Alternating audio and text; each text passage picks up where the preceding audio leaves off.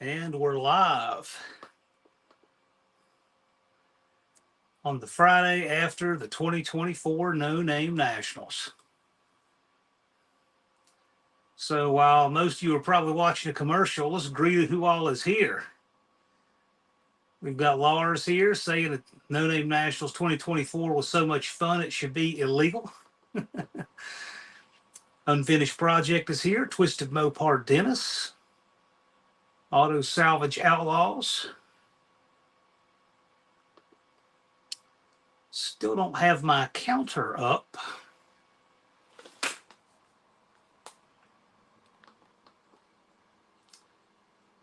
There we go. Well, my counter was behind. I'm thinking, I know we have more than 0 in here. It jumped up to 19. Okay, cool. Yeah, we've got Slant Daily Garage, Professor P. Two Hacks Garage. He said he had a plastic chair fall over. He will rebuild. Let's see here. Andy from Unity Motorsports Garage. Diecast Dreams. Bigfoots and Mopars. He said he will be in work at in triage, but we'll try to watch this live. You do important work, Mark. Do what you need to do, but thanks for trying to come out and watch where you can.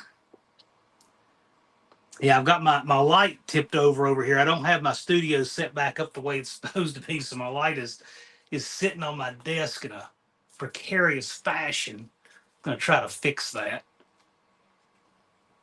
Nobody ever accused us of being pros, right?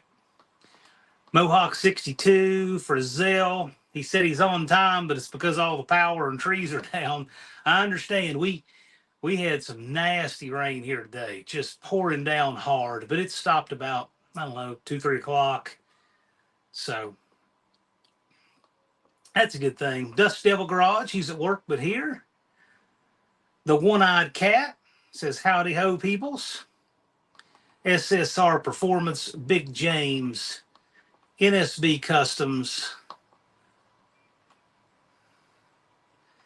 Brazil says the shop has some standing water. Yeah, there's been a lot of water. Ron English says he survived another no-name national, so that makes at least 2 of us. Michael Robert Emery, live, but he has power in Savannah, Georgia. Yeah, I never had the power go out. Connor Lovejoy says it was a pleasure being out there. Can't wait for next year. Yeah, you guys really threw down. We'll get to that. Colleen Tebow is here. Big Block 402. Turbo Tom 416. He's just watching the Jumpin' Jack Flash videos. I had a front row seat for some of that. It was wild. Professor P asked, what's the orange paper say? Well, the orange paper says nothing right now. You know the drill. A number will appear on this orange paper later in the year. And when it does, you know what that means. Dented Dreams Garage says, I brought a 73 Dart Sport home today. Washing it up and trying to figure out how to open the hood. Cool. The orange paper says break time. I reckon it does. It should say about 357. Look at Two Hacks trying to game it there. Well, here's the thing. I consider this bonus time. So there's going to be a number appear, and it will be on the order of around probably 265-ish, somewhere in there. We typically announce this on the last Friday of the year. But here's the thing. Two Hacks says it should say about 357. So if you think about it, that's bonus time. Use this time, and that's more time to have things in order for next year. Time management's a huge key to what all you get towards your goals for No Name Nationals every year. And Two Hacks is a pro at that. The One-Eyed Cat is a pro at that. So when they tell you how to manage time for this, listen. My Aunt Nancy is here, I see. Glad you could join us. Rabbit Trainer says that means race to number 1. He is always car number 1. Big Mike's Hoopty Barn says when the number appears, that means build number 4 for the Hoopty Barn will be revealed. Big Mike has built a new car for the No Name Nationals every year. Each and every year. Well, cool. I'm glad you guys could all be here. You know, the No Name Nationals continues to grow and evolve in different ways. And this year was a lot of fun. Max Wage Dick Dastry says I was sitting home rained out, was going to go Nostalgia Nationals all weekend. Well, yeah, I know a lot of people's plans got rained out for this upcoming weekend. If it makes you feel any better, I haven't even gotten unloaded yet. I unloaded the trailer, but like I have not even brought my printer in. I would have if I needed to print a number, but I didn't need to print a number, so you know, like I'll get to it. I'm not even settled in yet from Sykeston. But this year was it was great. It was different. I know there was a really good recap on the No Name Nationals on the Tech Talk Live Wednesday on the American Hot Rod Association channel with Professor P in Dallas. But do remember, any kind of recap video or stream that you see is going to be from the perspective of those people. And it's different from everybody because everybody's, racing this or that or doing whatever. And so I can just kind of give a recap from what I saw and experienced, and everybody was there, always has their own version of events and what they saw and whatnot. But no, this year was different. This year, the setup, the administrative, which for me, it's a whole week. I leave here typically at 6 o'clock in the morning on a Tuesday, which always winds up being a little bit later, but that's okay. I'm always out of here as early as I can be on a Tuesday morning. Spend all day Tuesday driving. Um, this year, uh, Dakota's asking, how's the numbers looking? Well, there's not a number right now on here. How the numbers are looking as far as the event, they're okay. They're fine. I actually don't have final numbers yet. I haven't touched the accounting or anything yet. Um, I'm just going to get set back up here and do that. Probably this weekend or upcoming week. It's too much to do on a Sunday trying to get loaded up and out of there. But Turbo Tom will be a train show. Cool. Welcome, Scott. Cool. But no, so this year I'm loading up on a Tuesday. Had some stuff I had to do Monday. I loaded up on a Tuesday. I had a little U-Haul trailer because, as some of you know, the van's radiator just exploded without warning on Friday. I'm going to check the mail, and I hear this boom that sounded like a tire blew out, but it's rolling fine. And I see that little bit of smoke, and I thought, oh no, I thought it was probably radiator hose or something, right? And so I roll off to a side street. The radiator tank's off the van. I thought, well, I mean, I could fix this and roll. I had 5 days, but I thought, nah, I'll just get a little luggage trailer, take the CRV because I dislike working under the hood of a van enough that I want to get more done while I'm in there. So no problem, no worries. Took the CRV, took the trailer, but I picked up the trailer Monday evening, couldn't get it loaded. I said, well, I'm gonna load this thing in the daylight. Daylight came Tuesday and the rain was unreal. I had a canopy up and I'll welcome a few people. New Guys Garage. I see you guys sneak in here. Thanks for coming by. LC Chapel. Glad you're here. Bad Tree Blake. What's going on, my man? Of course, we got a Bad Tree production story in the end. You guys, your pit thrash was on Sunday this year. But had to load up in the rain. So I had a canopy up and the wind was driving. I had paracord holding the canopy down to the trailer so it wouldn't blow away. It was it was a brutal load up, but I got everything loaded up and took off. Had rain all the way from here through East Tennessee. So from about Christiansburg, Virginia to Knoxville, it was pouring rain, and it was interesting. And kept wondering why it was just dancing around, sliding around a little bit with me in the rain more than normal. I mean, it wasn't scary, but it was like, man, this is kind of crazy. But I started getting this vibration in the right front tire through Middle Tennessee, and it got worse as I got into Western Tennessee. I ignored it. I just figured I found the right speed where it just kind of went away. But I carried 3 spares because, I need to be there, Tuesday night. So I get there, I get stopped for the evening, And because I couldn't unload the trailer or anything, didn't know anything about power, still had work to do, still had stuff to print out and whatnot. I went ahead and crashed at the Best Western that Tuesday night.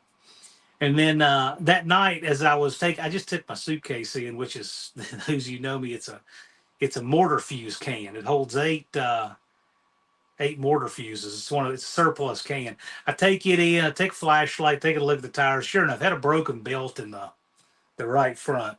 I'm like, yeah, no big deal. Uh, Par for the course for me, right?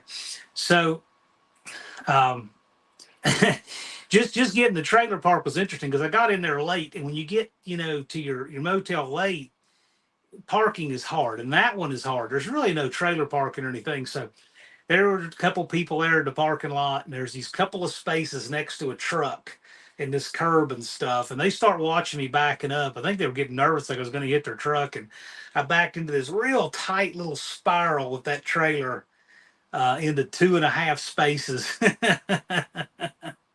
Probably couldn't do that again if I tried. But yeah, I went in, had to, get some stuff done, printed, stuff like that. Got over to the track at 7 a.m. And when I get there, JB and Lars had already been there since 4. And I thought that was pretty funny. So Possum, who lives there on the property, he said, man, I went out this morning and sure enough, there's already people here. So, and he knew they were with the event because you saw the Blazer and the S10 trash truck and a big banner on the back. He's like, oh yeah, they're here for the event. So, yeah, that was cool. So he came out, unlocked the gate, and setup began. And I could not possibly physically do it without the help of JB and Lars. Those guys, they helped me all season. And man, I'm telling you, Dallas and I have set up in years past, and had Lars there, and we got the signposts in and banners and all of that. And then you always invariably have to run to town for something or another, just oddball things, right? I mean, we go through a lot of zip ties to get banners up, and we decided to do something new this year. We put posts up in the Burnout pit so we can get banners up high because we want to get as much signage as we can for people who are streaming or photographing the Burnout pit. So we did that. But man, it's a long day, and so Lars and I were rolling around in the trash truck getting work done, and it was a good day. Now Thursday was kind of a trying day for me administratively, and each year we try to learn from the things that happened the year before, and I've done this every year, and so I try to streamline things, and so I'm going to try to make some streamlining as to the way we check in. But what I noticed this year was now that people kind of know the drill and know what happens when, they're rolling in later. Like if they had a car that passed tech the year before, they're like, I'll just pass tech Friday morning. I know it won't take long. I know I'll miss the line. Well, it kind of it made check in, interesting, right?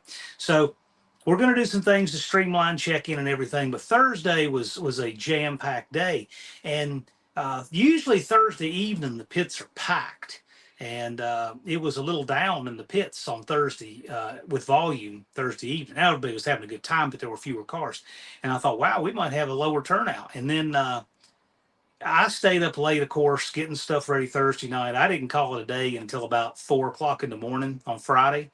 And there were people rolling in through the night. Like Thumper got there, I'm going to say about 3:50 a.m. And so those of you who rolled in saw me over there sitting working on the computer in the pits. I mean, but you just kept rolling in and rolling in. And then Friday morning, I'm like, man, this place is packed. I mean, the middle, both sides, all the ends, all the tent camping. So I ran around, did a video on Friday morning with Mrs. One-Eyed Cat. We did a sweep of the pits and everything, and it was jamming on Friday. It's just people were a little bit later getting there than normal. And I think some of that's the economy. People had less time to take off, lodging, all of that. But the pits were packed. The turnout was great. Everything was fine. Um, I haven't got my final numbers yet, but my pulse is on it is that it's right about the same. It's right about the same. The gate was right about the same. Um, it was a good event, and we had some people that couldn't come back for various reasons. A lot of things with employment, family reasons, different reasons like that. But we also have a lot of new people too, and so I'm my gut tells me that what we're going to have happen is we had a lot of people who had a one-off reason they couldn't make it back, who would come back, who were at the first two, and when they come back and we have a big percentage of the new people, we're going to have a bumper crop for year four. That's kind of what I'm thinking is going to happen based on the nature and reasons for the turnout here. But the turnout was still really good. Um, so everything was good. It was good. Setup though was a little trying this year. It really was, and there were a few things that administrative things that just we had to sweat a little bit that were, trying to figure out how to handle them. But all in all, everything was great. And the reason all that works as well as it does is because the people are great. And the people who come back every year, of course, are always great. But the new folks were wonderful too. And those are the people we want to continue to add to the community and welcome in. Um, Brazil said he was going to back out because of car issues, but glad he came anyway. It was a great time. Please keep that message out there. There are people that say, well, if my car doesn't get done, I'm not going to come. Understand, this is not a race where the car is the center of the event. This event is about the people. So bring, bring your daily. Come have fun. As Frizzell can say, he had a great time. Colleen's was going to call it the year of attrition. Well, you can't call it that because that's not what it wound up being. That's what it might have looked like on Thursday afternoon, but that is not what it wound up being. You can look at our group photo and everything. The place was packed. I would have agreed with you on Thursday, but not really. It turnout was good. Rabbit Transit says if I need help with anything, yeah, I'm going to have some different things. We're going to delegate some things. We're going to refine. And just while we're talking administratively, the nature of the kind of folks who come out and run, little less predictable and so forth. So I've been talking with Ron Ward. We're going to make some changes on the way we do run order and so forth, probably in the way we do calls to the lanes. But all in all, we always have been making administrative better in the background. The main thing is that we want it to be philosophically good, and it continues to be. As you guys notice, we've attracted some faster cars, and I got to tell you, our event ET record has gone lower, and we had a 552 that stood for 2 years, and our event ET record is now a 518. The top speed of the event was 127 for 2 years, and it's now 140. So that is cooking, and that's two different cars. So, yeah, I appreciate that. Big James in to help however I can. Yeah, you guys are awesome like that. I can tell you, I try not to abuse my help. Uh, man, but poor old Lars, he worked really hard, and I really appreciate him. And a lot of you guys were a huge help to me. I could not do it without you. I was bumming a good number of rides because I left the rig all hooked up, trailer and everything together. But thank you so much. Scott said, I would never be there if I relied on getting a car there. That's okay. That's okay. Just keep turning out. I mean, I've said for a long time, if the people turn out and want to come back, the car part will take care of itself. And we have always seen that happen. And Blue Grit Garage says, Ed and I came the first 2 years to watch, had a great time. This year we were coming whether we had a car or not. Yeah, and look at Blue Grit Walter. I've said that attitude is everything, and it really is. So Blue Grit Walter, look how far he came. He rallied to get his subscribers, never quit. That was the big one, right? Rose to the occasion, got his subscribers, got them with a few weeks to go, and wound up participating in the Friday bracket, which is the bracket that has the ringers and everyone, right? Burnout competition put on an incredible show, really. I think he really surprised a lot of us in the Burnout competition. You can tell that he's an autocrosser. So the way he was diving around a little bit didn't worry me at all because I know that that's what he normally does. But he put on a great show in the Burnout pit and then won the Saturday bracket. So we have a bracket for newbies on Saturday morning so that hopefully they will get some bracket experience and come back in the Friday bracket the next year, hopefully. Excuse me. And the Walter, everything he did, as hard as he worked doing all that, he earned the Iron Man award this year, which is new for this year. Two Hacks Garage has got my new harness ordered. Yes, thank you much. And JB says, please store my oil in the car and not the trailer. Yeah, so another thing from setup, thank you for reminding me, JB. I had a 5-quart jug of Valvoline in the trailer. I just threw it in there because I needed some oil, right?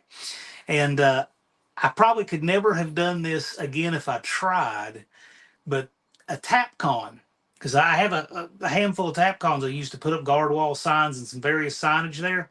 One of them punched a hole in the bottom of the bottle, and it made this really slow leak. And by the time I got to Missouri, I'm like, what is that? The bottle had 2.5 quarts gone out. It was a new bottle. So I managed to get 2.5 quarts of oil leak out in the trailer. And it got all, and fortunately, the guard wall signs were in the bottom of the trailer, and they came out just slimy with oil. It was a mess. So anyway, Lars and I took those, we propped them up on the building there and spritzed them down with degreaser and washed them and all of that stuff and got all that done. That was an unexpected thing to have to do. But yeah, JB's right. I shouldn't put it back there with the Tapcons. I'm not even sure how that happened, but anyway, it's okay. Uh, it worked out. It worked out. But now we got setup done and we got through Thursday. We had a few little things, just little things to work through with tech, especially, with faster cars. I will say that all in all, really proud of how you guys have evolved every year, and tech goes better and smoother every year. And the people who come back with things more in order. And Deke and I were talking about that. Uh, the tech goes better one year to the next, because when we say, hey, you know what, you need to take care of this and this for next year, or you have to take care of this before you can run, you guys always rise to the occasion. And I'm not speaking for anybody here, but I get a sense that the track respects our tech program that we bring in for the event, and it seems to be working and running really well. Heavens Mopar says, I told my wife I'd paint the house, remodel inside parts of the house, roof the garage, work on the car, then I can play. Sounds like a season to me, Scott. Cultured Redneck Garage is in here, it looks like. We had some Volkswagen power there, which was fantastic. Andrew Nelson's here. What's going on? Big Block 402 says, I feel like everything went smoother this year for sure. Yeah, so for the most part, people's observations are going to be based on their own programs. We see different things. Like Possum said, probably nobody will notice that the track was short-staffed because those guys work so hard, you wouldn't. I do believe this is the best overall crew we've ever had there. Of course, we have Barkley back helping us this year, and Possum, who's helped us the last 2 years, just because he's an awesome guy. What can I say? But the whole crew there was fantastic. I mean, the gate staff, concession staff, ET Shack, Bear, the starter, fantastic. What a great job Bear did. He was a real standout on the crew. We had a car, getting a little bit of trouble on the top end. He wanted to check things out. I mean, I was going to stick my head out the tower and walk down there. He's already gone. He's already on it. Bear is really good. He's a great starter. Real helpful, really helpful. And helped us with burnout competition, too. So we had staff there helping us with that. They had their fire extinguishers there. Really good job by the staff. I cannot say enough about how good the Skelton Raceway staff was. They are all stars, huge contributors to how well the event went, for sure. I'll also give a shout out to our vendors are always good. In our first year, we were trying to figure out what vendors to work with, and we have found them. And so we work with Mike Reynolds on our light plants, and of course Roadrunner does our safety barricades for burnout competition. And I don't even know the name of the business, but we have I call it the pallet lady. There's a woman that has the pallets that we use for the sand barrels, and her business is across the highway from the track, and they are so good and so accommodating. And this year, for different reasons over there, we had a hard time getting uh, confirmation on what we needed or confirmation on what pallets we could use. But that guy, to his credit, he came in after hours to help us get everything and get it loaded up. So Andy and Lars and Professor P and I went over. We got pallets loaded up in the evening. And Possum and crew, if you watch that short on my channel of the setup of the burnout pit, we all just pitched in, knocked it out. Um, that is one of the greatest things about this event is that the community is always so willing to help, and that there's never a shortage of people who will help you get things in order for everyone else.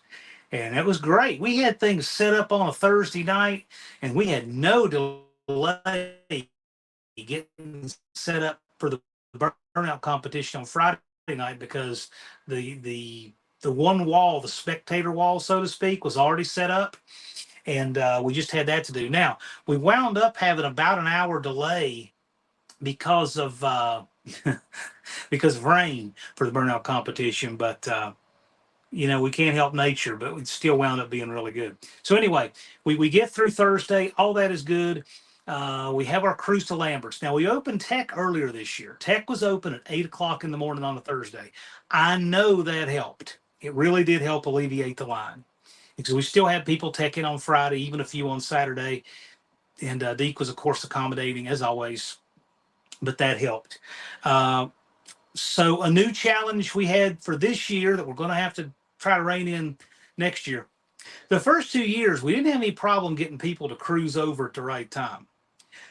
This year, being the feral cats that we are and YouTubers who are making content and want to get videos, so many people went out ahead to get content of the cruise and get ahead of the cruise that it kind of strung the cruise out, on the road. So we're going to make some changes as to how we cruise for 2025. But that said, we still had a great little show at Lambert's and great time over there. It's always neat to see the staff at Lambert's stop what they're doing and they come out to watch us roll in. There was a bunch of those guys, and it was fun watching them watch the crews come in. So they took a break from serving okra and stewed tomatoes or whatever, and they were watching. Oh, look at that! Oh, check that out! You should watch them. They were really enjoying watching us roll in.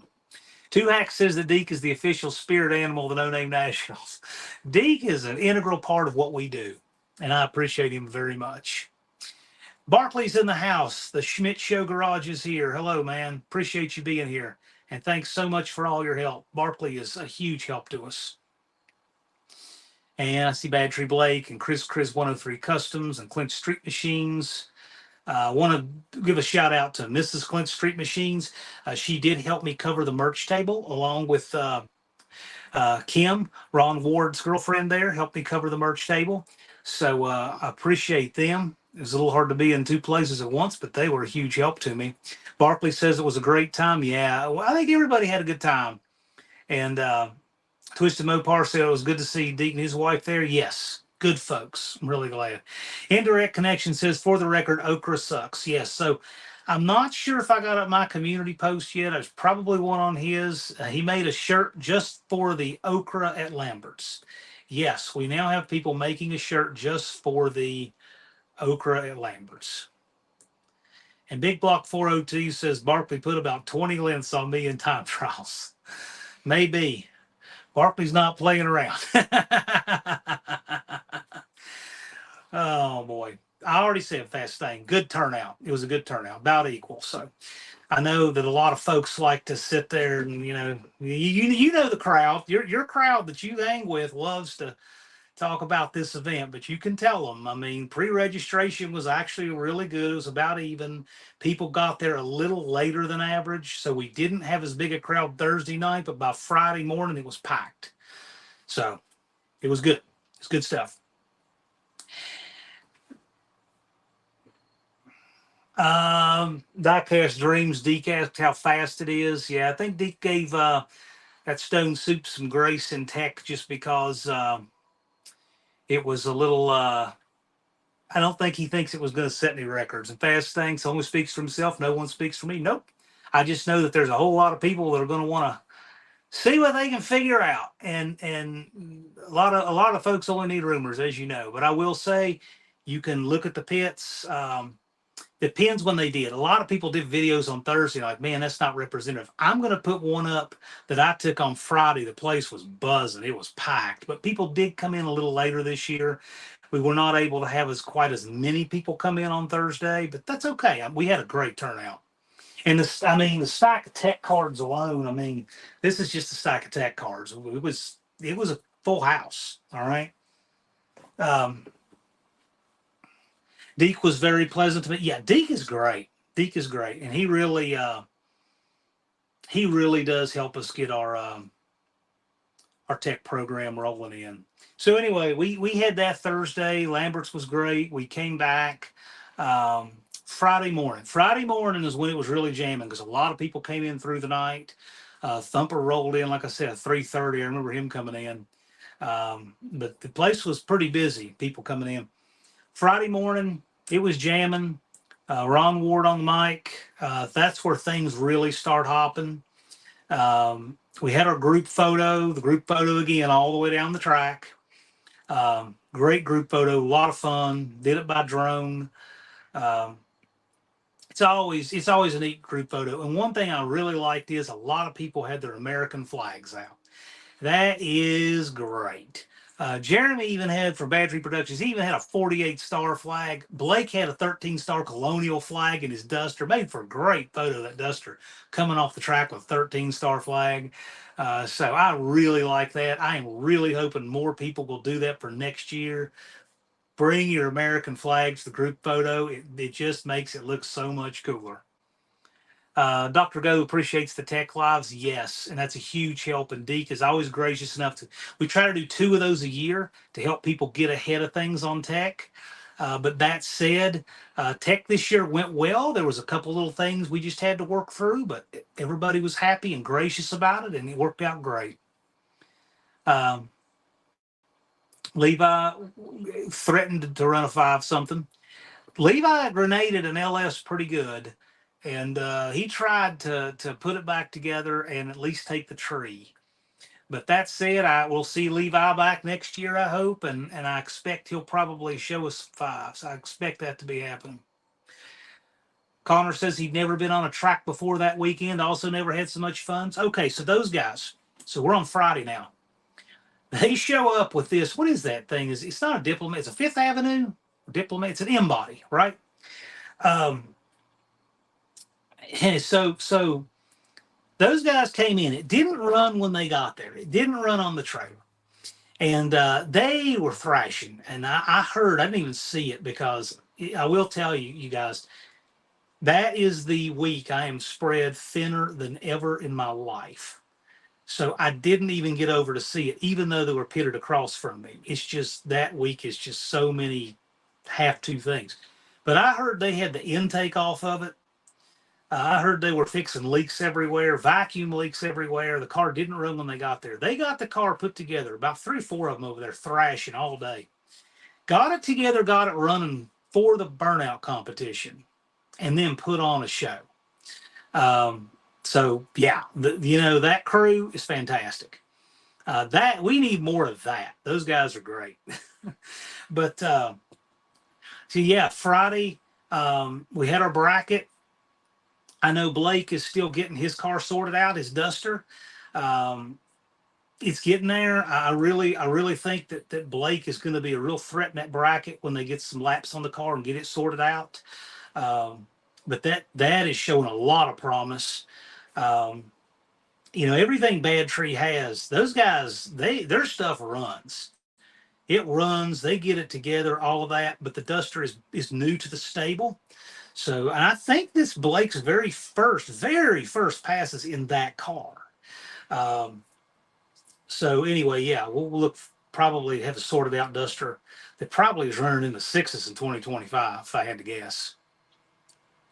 But anyway, yeah. So the bracket was great this year. Joe is always one of the favorites to win the bracket.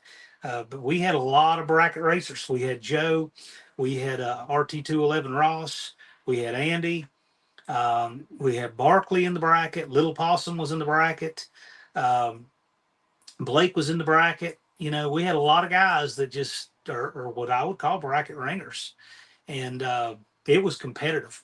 And the finals in bracket. Um, I think Joe ran 1/100th. He broke out by 1/100th. And Possum was 200ths. Little Possum, not Big Possum. Little Possum was 200ths over. It was a very, very close photo finish final in the bracket. So it was great. And I shook both of their hands when they came off at the top end, and that was a fun bracket race. So I mean, the bracket has gotten more and more competitive every year, and I'm looking forward to more of that. But Travis says, I think I'm going to do the bracket next year. Yeah, everybody should do the bracket. There's no reason not to. Yeah, maybe. Yeah, Bad Tree says Joe went red. Yeah, it was really close at the stripe. Um, Connor, if you're 2 minutes behind the stream, just click the live button that's in the lower left on your screen. It'll catch you up current. Clint says that duster takes me back. Yes, that duster is it's kind of retro with those center lines. It's very cool. Uh,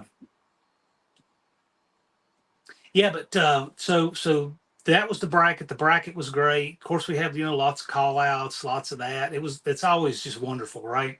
A lot of fun. Then we burnout competition. We try to get our final in the bracket by about 6 p.m.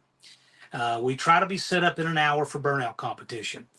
As always, Mopar Al is so gracious to let us have amplified sound down there.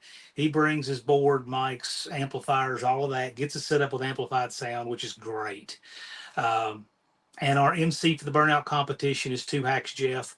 I already know some improvements I'm going to make to the burnout competition for 2025. They're on my list. I think you guys are going to like them. But we have really found a format that works well. What I try to do is because we have different neighborhoods within the No Name Nationals, like we have what I call it Camp Dust Devil, but it's Dust Devil Garage and Scott Speed Shop and Charger 383 Mopar and that crew. See you, Andy. Thanks for swinging by. Appreciate you much.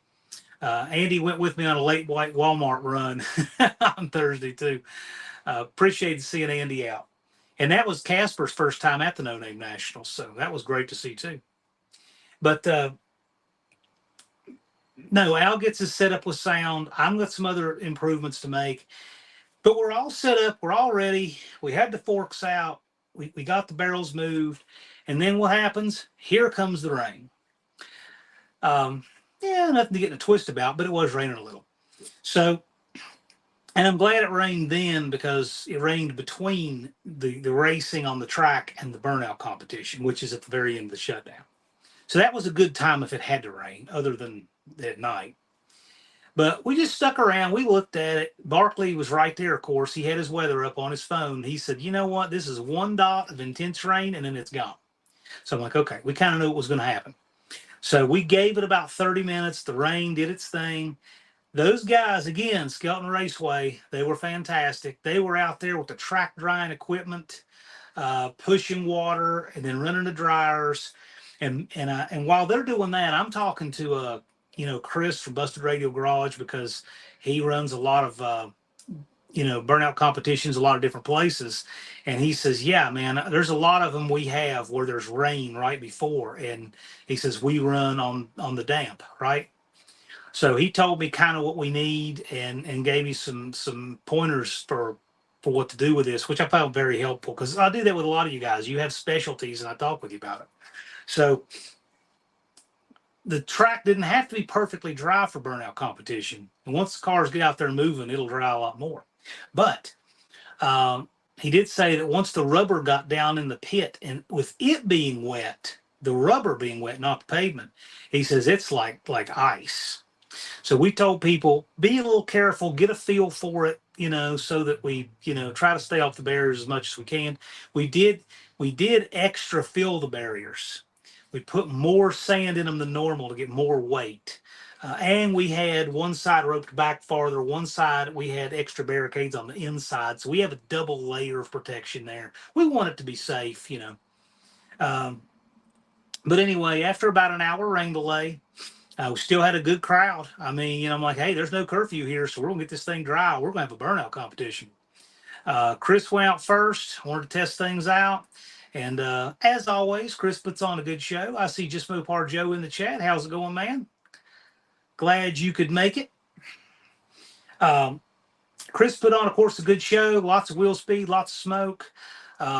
He did have a couple little mechanical gremlins, raise their head in the middle of his run. But he and Homer, of course, put on a good show.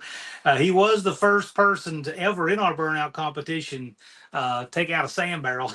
he tattooed one pretty good, but it wasn't bad or anything. But it was he got into one a little bit, just putting on a good show, and it was all good. Um, we had some carnage in the burnout competition, like we usually do. Glowing orange exhaust pipes. Some things got hot. A lot of tires destroyed. Um, of course, Jeremy, the dirty hippie, put on the show of shows. Of course, he found some, I don't know what they are, like 40, 50-year-old bias ply white walls he had on the back, so he could make some smoke. And he put on a great show. And Lil Possum got in the burnout competition too. He had a Crown Vic burnout car just for it. And he put on a good show. He gave it his all. And one thing I really liked, I thought was really cool, is that after the burnout competition, Jeremy was helping give him pointers, because Jeremy, of course, has a lot of burnout experience. And he was giving Little Possum some pointers on, how to improve his burnout stuff. So I thought that was really cool. I mean, it's not cutthroat. Everybody just wants to see everyone get the most out of their own experiences. So I thought that was cool. But in the finals of Burnout, we saw some great stuff. Connor there put on a real good show in that Fifth Avenue. I gave it all it had. Mopar Al, can't think what it was. He caught something on fire. He had a mild fire under the hood. No big deal. That's 2 years in a row. Chris burned Homer down. I mean, didn't hurt the motor, but he got the headers glowing orange. I don't think, there might not have been one or two cars that didn't blow a tire, but it was because of other mechanical problems. I'll tell you what, there's nobody that just made a run and got back out without some kind of mechanical problem or blown tire. Not one of them. People don't come to the No Name Nationals burnout competition to leave anything on the table. Rob's Garage says, awesome event. My little crew had a blast. Well, man, we're glad you came out. We want to see you come back. Thanks for coming out. I appreciate you. And shout out to Buick Smith. He did get his 500 after the event, but right after the event, but he got it. So glad for that. Big Block 402 said it was hard to judge. Yeah, so what we have is, for our judging crew, I try to get somebody, from different camps, right? Because we have different camps. And I got, one from Dust Devil Camp and one from the truck people, and 38 POS Ray, got him out there. Because remember, to judge a burnout competition, you don't necessarily have to know anything about a burnout competition. You're just judging if you think it's cool, right? It's totally subjective. But we had Russell from Outfits. He put on an incredible show last year in his truck. So anyway, we had a panel of 5 judges. Jabo was on it.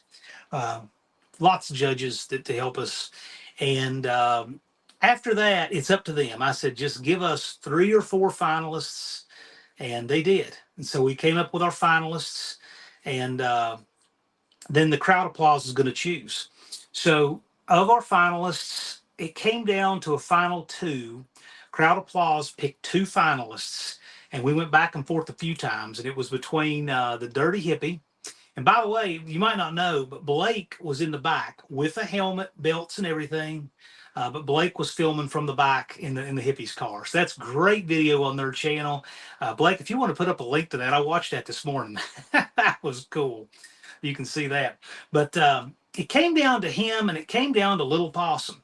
And they both did great burnouts for different reasons. Um, and again, I'm just speaking for me. I don't necessarily know what the judges, all their stuff was, but I can tell you, Hippie's his experience shows just the way he controls that car. His burnout last year, his tires blew earlier than he wanted them to, but the control that Hippie has, the way he can walk and drift that car at any speed, is really cool. Lots of smoke, lots of wheel speed. Yeah, 38 races. That was a tough call. Exactly. Uh, Possum's burnout had a lot of brutality and just ruthless aggression, and his was fun to watch. It was like no lift. He is not coming off that track with all 8 connecting rods and both tires. There's no way. So they both did a great burnout, and they both had a lot of crowd applause. And so anyway, I'm glad I didn't have to judge any of that. It was great, but between the judges and between the applause, third time was the charm for the Dirty Hippie, and well earned. He really, yeah, well earned. Hippie, third time was a charm for him, and he earned every bit of it. So, but I'll tell you what was priceless was watching Hippie afterward, because as soon as he get out of the car, run is finished, he comes out. And he's pouring cores on his head, running out there, and he and Blake jumping up after that. That was great. That was wild to watch. That was great. And Little Possum came over to me and he says, "Man, that was a lot of fun." I'm like, "Yeah, good stuff. Good burnout by him." So he had a big day.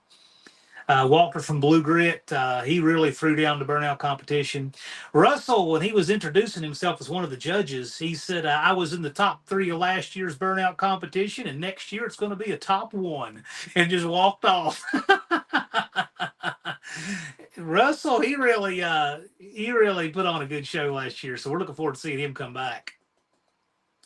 Um, Schmidt Show Garage Barkley, he says, "We want to be back even better." Well, cool. And I did get a call from T why he could not be here. He did put out a video on his channel. He needed to be with family, had some things in the family they needed to deal with. But that said, we're really looking forward to getting T back in 2025. And I saw Mean Street there. Glad you can make it. He rode in with Travis, kind of sneaked in on us like that. Good to see him there. T's asking if there was any after effects of the back seat ride. Well, I think the after effect was on Jeremy's seat because Blake was holding on to it pretty good. Yeah, I'll catch Darren's comment there.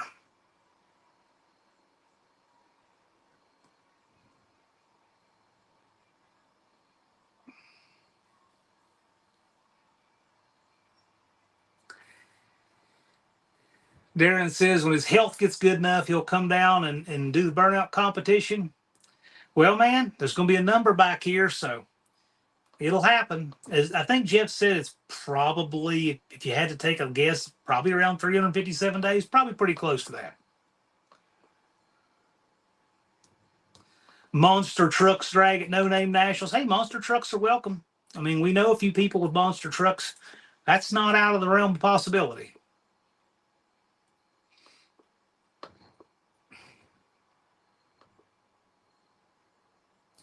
When is the banner going to be ready?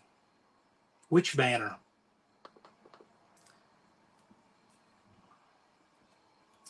Anyway, burnout competition was great. We didn't have quite as many people in the burnout competition in 2024 as 2023, but the people who came out put on an incredible show. No one's complaining. It was a fun burnout competition. Yeah, Travis has the group picture. But yeah, it was just, it was fantastic. And then we got things ready that night so that Saturday morning could kick off early. We had some faster cars there on Saturday. So faster cars are finding us. So Mike Foster has a YouTube channel. He's got about 1,200 subscribers, had a really fast truck. J Long Time 20, Jaron Long. He's got a YouTube channel. He's got some regulars on his channel who are part of his channel that came with him. So we had the Duck there, Michael Yielding, who was part of the No Name 500. He got his subs and came out. So we had some faster cars there this year in 28 10 5. And for those who were not here when we first came in, our low ET is now lowered to a 518, and our top speed is someone else at 140. So NSB says it was a little hotter this year than the last two. Yeah. Um, weather was still great, great sleeping weather. It wasn't hot at night. Really, it was more the humidity, and that's going to be a product of just where we are. But Saturday was good. Saturday was busy. We were trying to make sure to not get in the rain because there was a threat of rain later that day. So we moved up the rounds a little bit for elimination on Saturday for 28-10-5. Monkey bikes were fast. So we our monkey bikes, we had outlaw monkey bike this year, which allowed people a little bit more in the motor department, and very few rules just to keep them safe. But monkey bikes were flying. So those little things are now up to 50 miles an hour. And I don't want to see them get any faster. That's kind of where we figured they'd be. We wanted to see them cap off around 45 with a little grace. That's where they are. I don't want to see them get any faster. But man, I'm telling you, if you were watching the monkey bikes, you could see those things have changed. They are not your 2022 and 2023 monkey bikes. I am looking forward to seeing more of that next year. Um, we had the Scrap Iron Racing crew come back up from Louisiana. Yeah, Lovejoy says, I don't want to go that fast on something like that. Me neither, but we got people who want to, as long as they wear their protective gear. Um, but anyway, yeah, so that one thing this year is things were faster. Cars were faster, cars were quicker. Everybody was quicker this year than they were last year. The one-eyed cat was quicker. JB was quicker. Everybody across the board. I don't know what Buck wound up being, but I'm sure he was quicker because he went to a 455 from a V6. So I'm really sure Buck was. I just don't know by how much. Big Block 402. I mean, he was in the sevens in that truck. So everybody came back quicker. A lot of people ran a personal best. The track was really good. I'm telling you, the Skelton Raceway folks are committed to giving us the best facilities they can. Um, I know that Possum, when I was there setting up on Wednesday, he went down to South Haven, Mississippi to pick up a barrel of track prep glue. I mean, a 300-mile round trip just to make sure that we have what we need for our event. That's dedication. Um, I mean, with Possum, it's like we're going to deliver, and nothing's getting our way of delivering, and nothing did. Those guys are incredible. So times were quick. Saturday was wild. We had a lot of quick cars there on the Saturday. If you haven't seen the awards, I'll tell you a channel where you can see the awards pretty well. So the Adventures of Allie and Clint. Clint Cotton. Clint was there. This was his first No Name Nationals, but that guy was excited. He actually came by at 7 o'clock in the morning on a Friday just to scope things out, and he was excited. Had a good time. We were glad to have him. He ran in the brackets, went to the finals, I believe, in the Saturday bracket. Um, Don wanted nines and got a 10.02. Well, Don's going to come back with a lot more next year. Rapid Transit's trying to figure out which car to bring. Yep. Big Block 402 says, need to visit Skelton more often. It's a great place. Indeed, it is. Definitely, patronize those guys throughout the year. They earn it. And great track, great people. Definitely a good place to go out and race. But anyway, that's what we saw there. Saturday night, Lars and Tony and Tony's friend Jason and I, we all went out and got a little bite to eat, sneaked away from the track for a little while, get something to eat. And some things that we're wanting to do for next year, speaking of getting something to eat. I asked on Thursday what people's appetites were going to be for night racing on the Thursday, or night racing on Saturday. The Thursday, the appetite for night racing was really high because people were really fresh and they'd just gotten there, right? But by the time those days had ticked by and they camped and thrashed and worked, it's just people had less in their tank. And so even though the lanes were open, we closed down a little early on Saturday night because people had the opportunity to run, and so we figured out is that probably the best thing to do on Saturday, and this is what we're thinking of doing for next year, is make our awards like an awards banquet. So we'll do our awards, but then Possum and I are talking about just doing picnic tables all the way down the pits and just having us a really big cookout. So we're going to expand upon the community cookout, which is what Dallas did the first year, community cookout. But the track is going to get in on it. And we're going to have tables and be able to sit down together and break bread in one spot. And we're going to make something out of that. I think it's going to be great. So for those who can stand, I understand some people have to travel on Saturday. If you do, that's great. I understand. But a lot of you guys stick around on Saturday night because of the drive and everything, and just some of them just because you want to hang out, which is totally cool.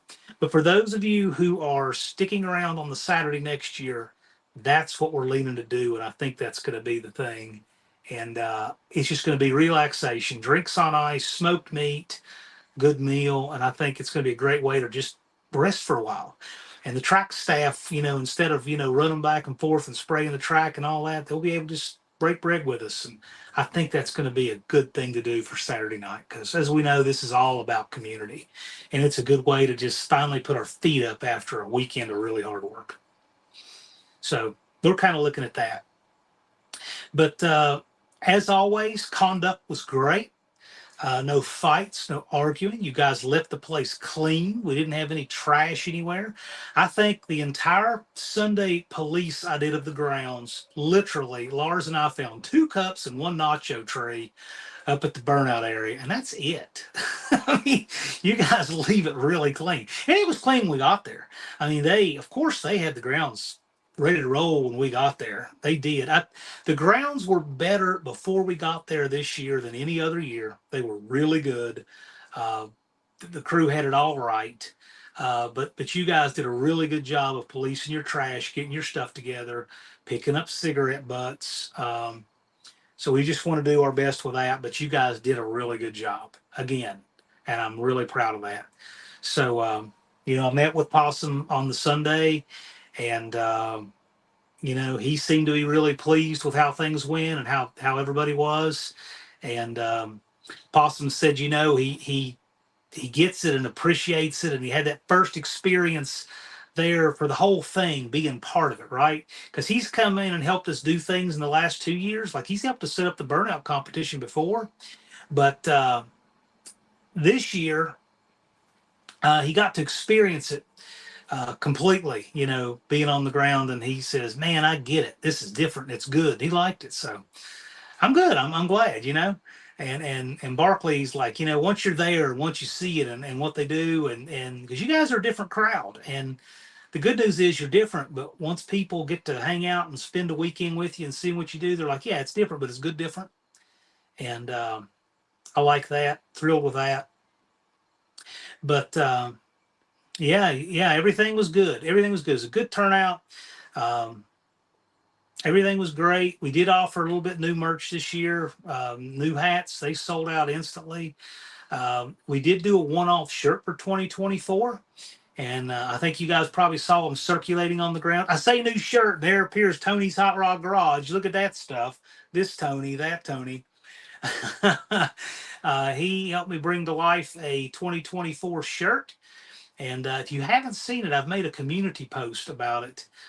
Tony and Lars are each wearing one. And it pretty much sums up, the way at least I feel and a lot of you guys feel about it. On the front, it's No Name Nationals 2024. And on the back, it's got 3 words with a checkbox next to them: money, fame, and community. And one of them is checked. And you know which one that is. Tony says he's setting up for tonight's live. Yeah, Tony, you can show him the shirt on your live. But it was a one-time thing. We did 24 shirts for $24 for 2024. And when they're gone, they're gone. And they were gone. They were gone instantly. So that was great. That was fun.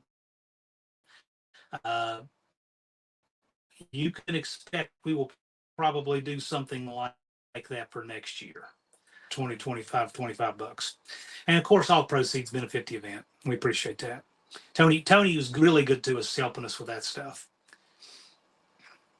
Yeah, and there's a link to Tony's Hot Rod Garage live after. So he will be live at 10 Eastern time, 9 Central time. Big Mike says, I'm really glad I got one of those shirts. Well, thank you, man. It's a fun shirt. It just says what it's about, at least for me. I had a YouTuber tell me one time there are two reasons people get into YouTube: money or fame. And I just thought, no, I'm not in it for either of those. And I know a lot of you guys are not either. We're in it for the community. But yeah, everything was great. So as you guys share your experiences, um, you can tell it from your perspective. From my perspective, the setup was a little more stressful this year, but everything came together and the event was great. And we will continue to refine and evolve, and committed to making 2025 fantastic. And typically we announce that on the last Friday of the year, and we want to make sure to kind of figure out and get our dates set. Uh, we just kind of want to get our dates set before we announce anything. We've got to make sure we're not tangled up with other events and whatnot. But once we do, we're going to announce it right here.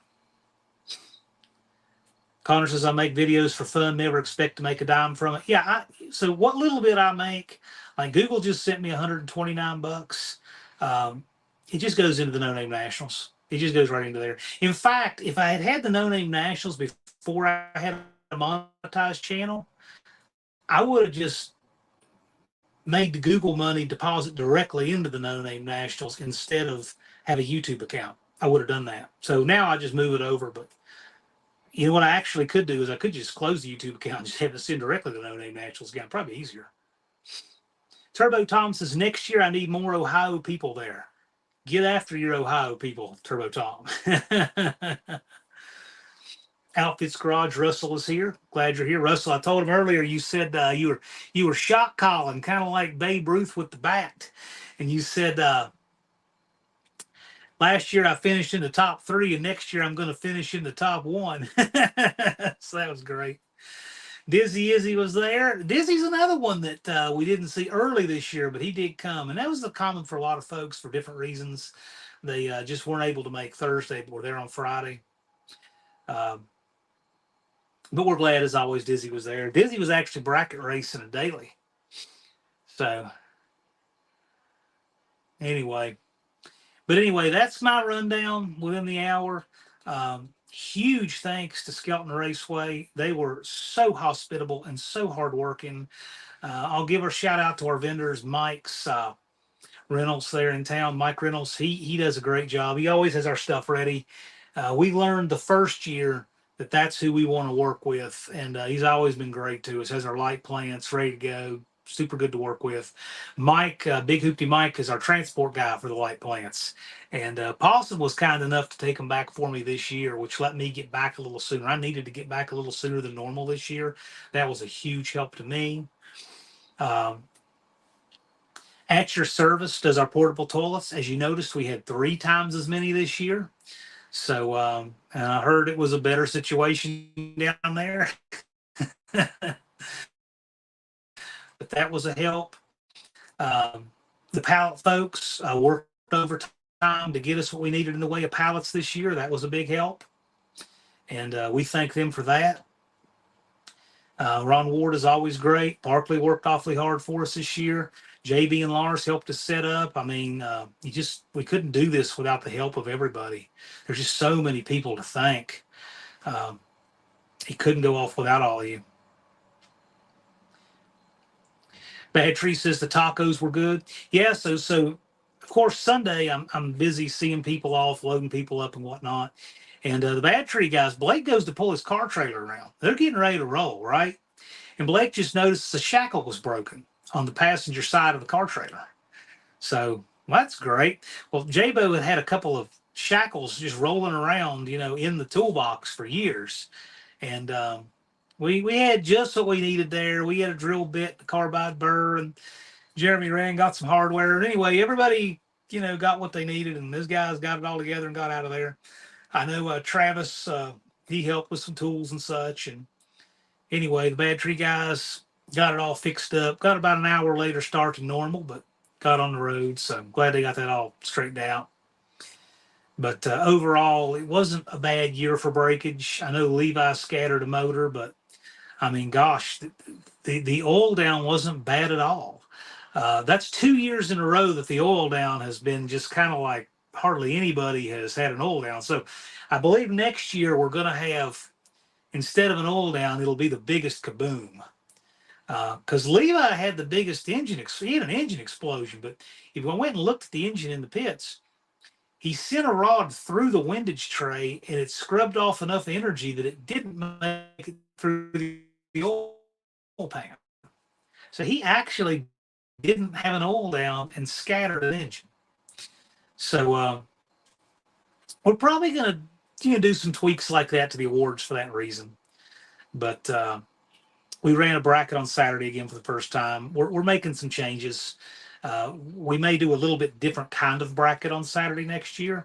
I'll tell you something I would like to see. And again, so when we talk about this come the end of the year, we want to see people registering early for a reason. And that is, I would like to see a stick shift only bracket on the Saturday. I think it'd be a lot of fun. If I don't know, if people don't register early, and I don't know what they're bringing early, and I don't know what kind of turnout we're going to have, it might not be practical. But if we can get more people registered early with stick cars, I think I'd like to do a stick shift bracket next year. I think it'd be fun. Um, and the winner of the Saturday bracket this year was a top loader 4-speed, was Walter. So Evans Mopar says if Levi's bell housing wasn't cracked, it would have made it down the track again with the other motor. Yeah, probably. I mean, that was the thing that kind of stopped him, but he gave it his all. One-Eyed Cat says, I drive mine like a stick. Yeah.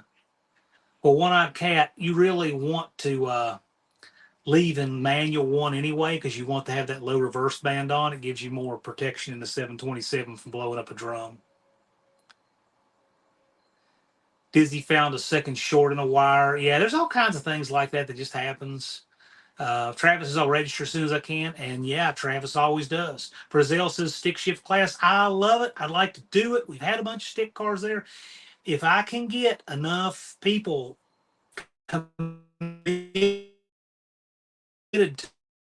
to it, I'd love to have a stick shift bracket on the Saturday.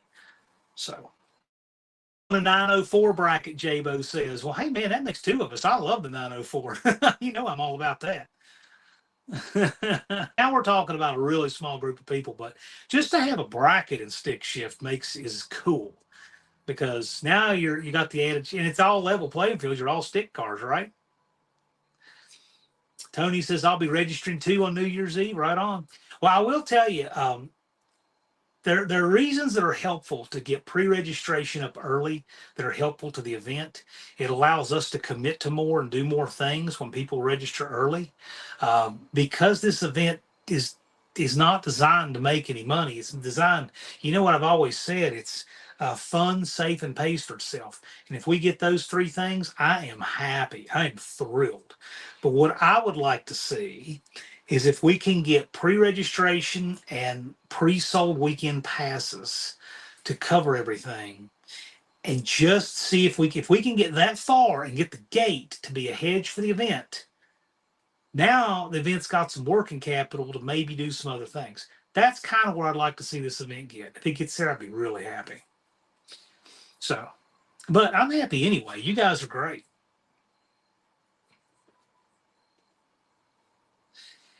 And I did find Ron English's jump pack.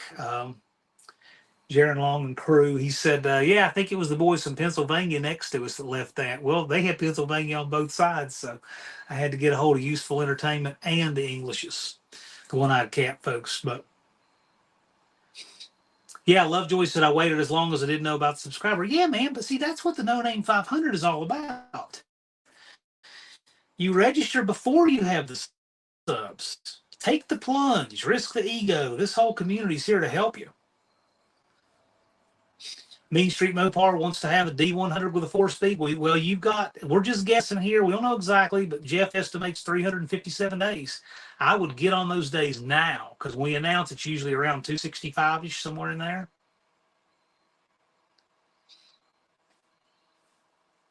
Half-wit Leb says I'd be down for truck-only things. That's primarily what we do. Yeah, I'd like to do that too. Dizzy said my phone got soaked, killed it, and lost all my no-name Nationals footage. Oh, man. Well, put your phone in some rice. Put your phone in some rice, and you'd be surprised. You might be able to dry it out and reboot it and get that. Mike's Money Pits, be registering when I can. Yeah, so registration will probably, usually it's the last Friday of the year. That's generally when we do it.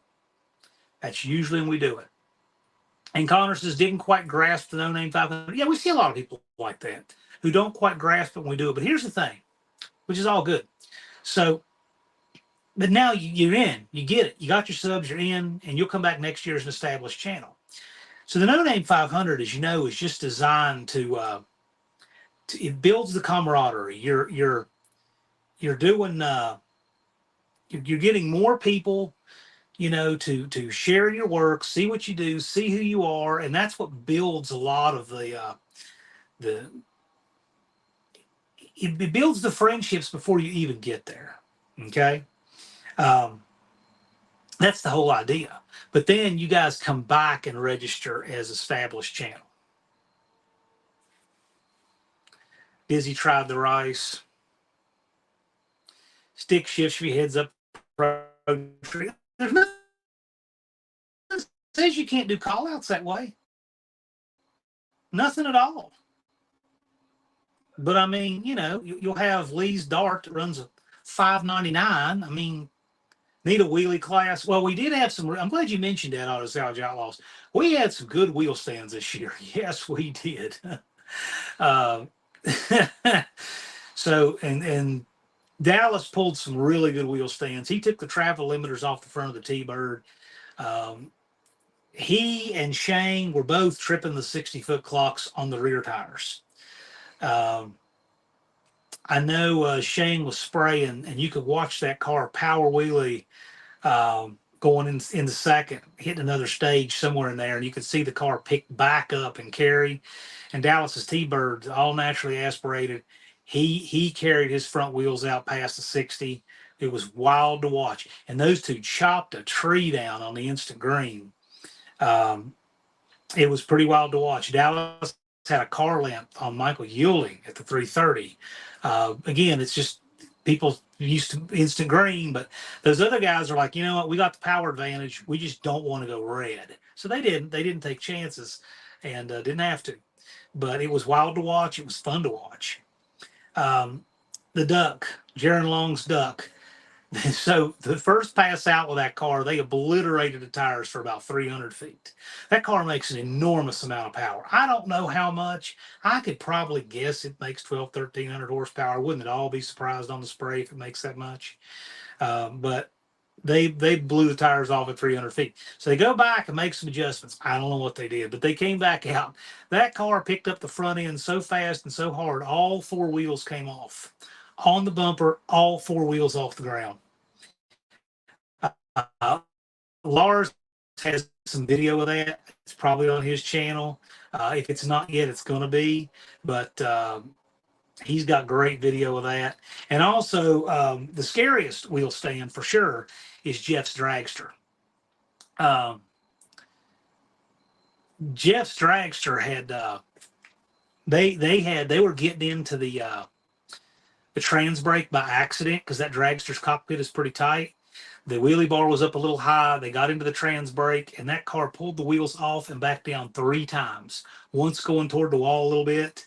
It was a pretty wild ride. So I know that our starter went down there just to make sure everything was okay with the driver, make sure he didn't knock himself out because it was a wild ride. But no, they're going to get things together. That was a pretty hard shakedown for the 2-axe garage dragster. It's a beautiful dragster. The workmanship is fantastic. But they got some shakedown, figured some stuff out. They're going to be back. That car is going to be quick. Evans Mopar says, I'm thoroughly impressed by RT211 small block Challenger. Oh, yeah. Ross will pull the front tire about 4 inches on that car, and it runs iron J heads on a small walk. Full interior, full weight car. And it wasn't there quite this event, heat of the day, but that car will get in the sixes. So yeah, there's a lot of impressive cars, a lot of fun there. One thing too that was kind of a fun part of this event. So our friend John Cope had some things happen, with work and whatnot. He could not make it last minute. He had planned to be, but we knew he was going to make it anyway. There was a life-size cutout on coroplast of John Cope in Joe's pit. And so Cope last year, if you don't know, John Cope put this bounty on just Mopar Joe right here. He puts a bounty on Joe. And then this year, Joe had a poster that says captured for the bounty of just Mopar Joe, John Cope of Lowell, Indiana. So the captured poster was up a couple of places, 4 by 4 feet. And then in Joe's pit, there was a life-size stand-up Cope. Yeah, that cutout was hilarious. Oh, yeah, it was great. So I was really hoping Cope would roll in and see it. And then I learned he wasn't coming, but he's thoroughly enjoyed all the videos and pictures people have taken with that cutout. And if you haven't seen it, go over to Cope Racing Transmissions. He has a short of people making pictures to cut out with him. And Big Mike's Hoopty Barn has a short of Cope signing the banner. You'll need to see that one. It was all in good fun. So yeah, Cope could make it, and Cope didn't know because he had messaged me earlier in the week and says, "Yeah, I'm coming down Thursday." I'm like, "I think you're going down Tuesday." "No, I'm coming down Thursday." "Well, no, you're coming down Tuesday. You just don't know it." He was there earlier than he knew. Half scale cut. No, it was full height. I told him, I said, he's 6'1", so just make it to that, and then it is whatever it is. So it was pretty right. But it was a lot of fun, and we had all kinds of good fun like that. It's a good family friendly event. Lots of kids there. Always glad to see lots of kids there. Kids on their bicycles, bicycle racing, a lot of good fun. We want to continue to see a family friendly event like this continue. Ron English says the cat wants to be in the nines next year. He found a 1002 thanks to Slant Daily. Yeah. So Don English was running 24-inch slicks on that car to try to, get some more gear. I really expect that Valiant of the one-eyed cat to be much quicker next year because he's got several avenues that are going to make it quicker. He's building a new engine for it. He's got a fresh transmission for it. We'll have a new converter, and he's going to be putting more gear in it. So with all of those things, that car will be much quicker. Yeah, ASO was a good help in setup too. He helped shuttle Lars and I around. We had a lot of running around to do on the Wednesday and Thursday, and he was a big help. Travis says truck will be on nitrous next year. Right on. I know a lot of you guys are just going to bring more of it every year, and you always do. So we're looking forward to that. You can kind of see the progression with this event. People bring more and faster and all of that, and so you just see it every year. I mean, the one-eyed cat will be in the nines next year, and Travis says he'll be on nitrous next year. People do just keep adding, and people who were spectators this year will be participants next year. People who were No Name 500 and made it this year will be established channels next year. People who were No Name 500 and didn't make it this year will hopefully get back in and make it next year. So everybody seems to keep evolving and upping every year. Connor says, I'm going to have a limited slip in 355 gears. Yep. See, everybody, one-eyed cat will be in the eights. I actually think he can, Dakota. I think he can jump clear over the nines. I really do. That way I can leave the line and not look like I'm late for church. Right. Yeah, we had some good pit thrashing this year. Just lots of good stuff. Lots of good stuff. Good memories. No one got hurt. Well, so Ryan from 113 Cycles, he was cooking, had a little grease fire, burned his hand a little bit, got some blisters. Again, The injuries we've had at this event are all in the realm of bandage, band-aid, and bandage type of injuries. Nothing bad. We've not had anybody really get hurt. Um, so it's good. We want to keep it that way. We don't want anybody getting hurt.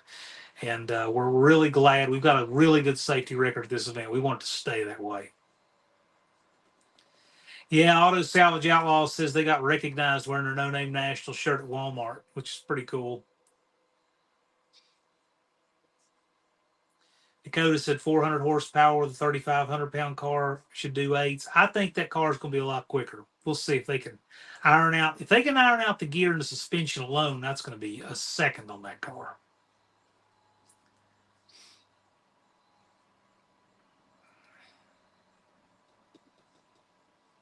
But yeah, I mean, so Tony will be live after me. We just got a little bit of time here, and we'll just hang out for the remainder of our time. But that's my rundown of the event. It was great, and thanks to all of you guys, it was great.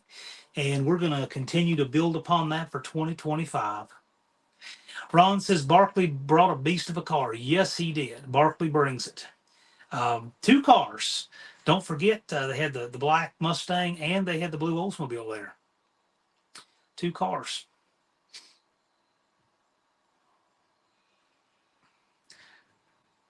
Dakota wants to see the one-eyed cat win 28 10-5. That's something we're going to revisit for next year because I really enjoyed having fast cars there like that. Of course, they're fun. I would like to see the fast cars do more match racing for next year, because I could see the class has the possibility of getting out of hand really quick, and we don't want that to happen. They're fast. The people who came this year are great. They were nice guys, all of them, great people. But what I'd like to see is some match racing. And I can already think of some of them that I would like to see do that. And I think that will be a lot of fun. Unfinished Project says I've enjoyed watching all the content. Yeah, I'm still not even completely unpacked or anything. I mean, I'm still trying to set up here.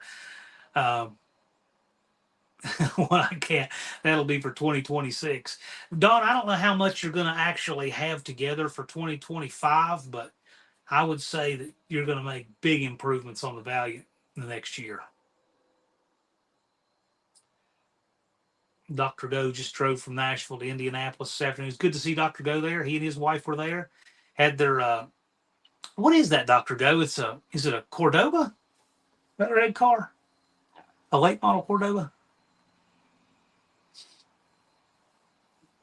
Turbo Tom stopped by Jason's. Yeah, cool. Yeah, those guys, I think they just had a lot come up and just couldn't get it together for this year. Life happens. We get it. We hope to see them in 2025. Smoke Wrench Garage enjoyed the videos. I hope you can make it, Smoke Wrench Sean, in 2025.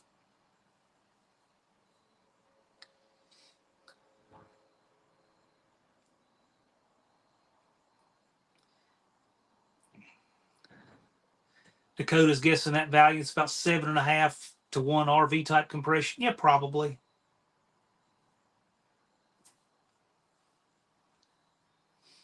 Yeah, so it is a Cordoba. Yeah, it looks like a Marauder. I knew it was one of those. It was something like that. It was red, had a nice paint job. I remember that. With the license plate Dr. Go. There's only one Dr. Go.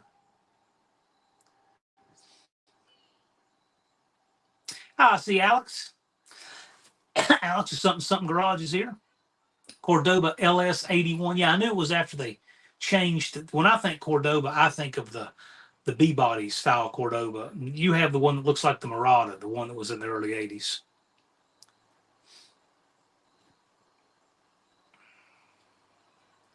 Clint Street Machines is here. Yep. Clint had his Buick powered S10 there. That was really cool.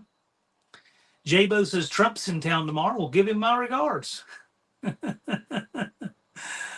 Cordoba's beautiful. Yes, it is. Mike Iben, the torque converter whisperer. Now these boys have broken a bunch of stuff. Maybe someone will be giving you a call here in the next couple of weeks.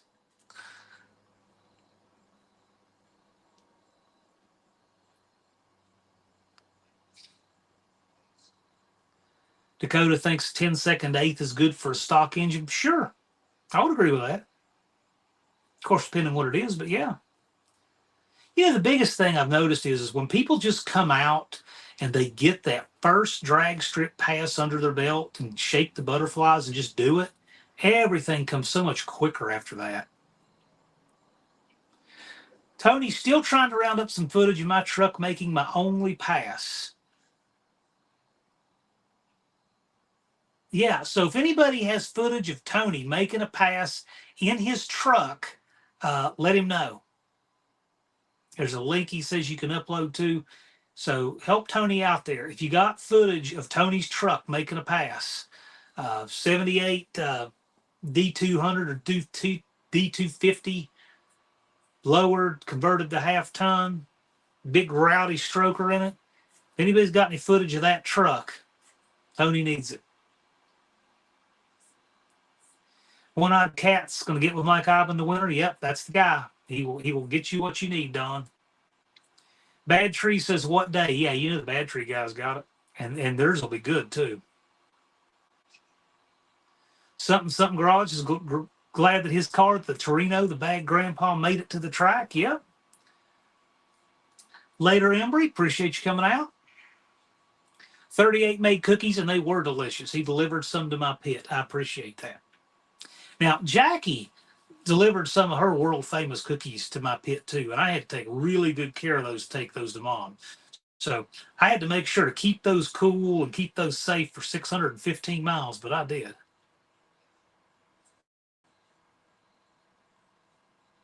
Dr. Go made a couple of passes in first gear only because it's got a 223 rear gear.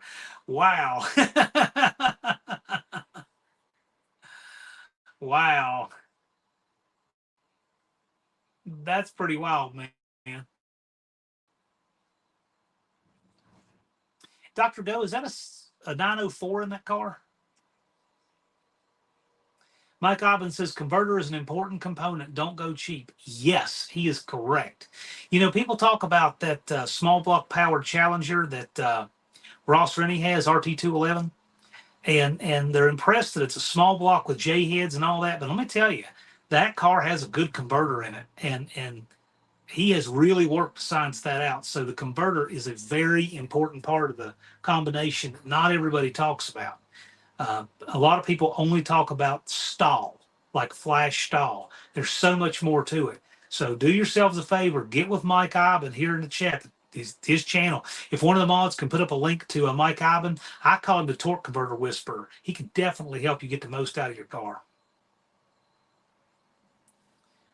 Blake's muscle car wants to participate next year. Yeah, well, we'd love to have him. I mean, he was a 466. No Name 500 is made for guys like that. I will tell you, we've got close to 100 No Name 500 alumnus now.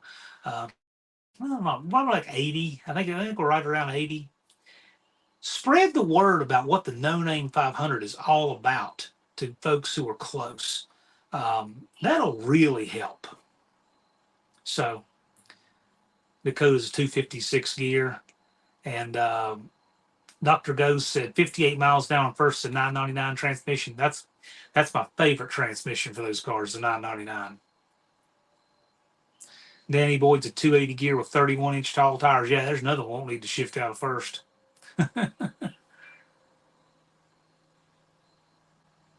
Dakota, we hope to have you back next year.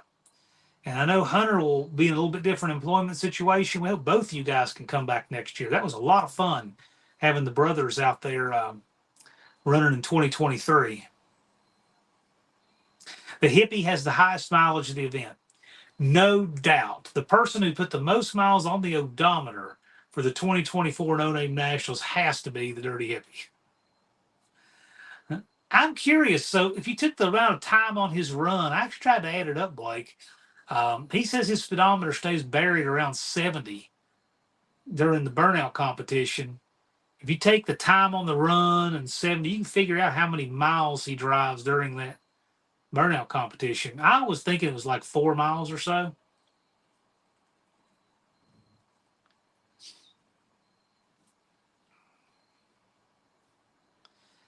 .38 Racing says, I'll try run 308s, keeps the revs down on the highway. Yep.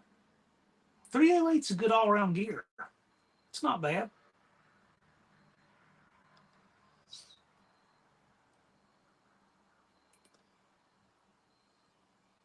Yeah, I was really, really glad to see the Bad Tree guys. I'm so glad that J-Bo likes to come down. You know, J-Bo, Blake, Jeremy. Um, Always good to see them. Jeremy's wife came out. Jeremy has a groupie, by the way, so make sure to ask him about that. Jeremy has a fan who was enjoying watching his run from the burnout pit.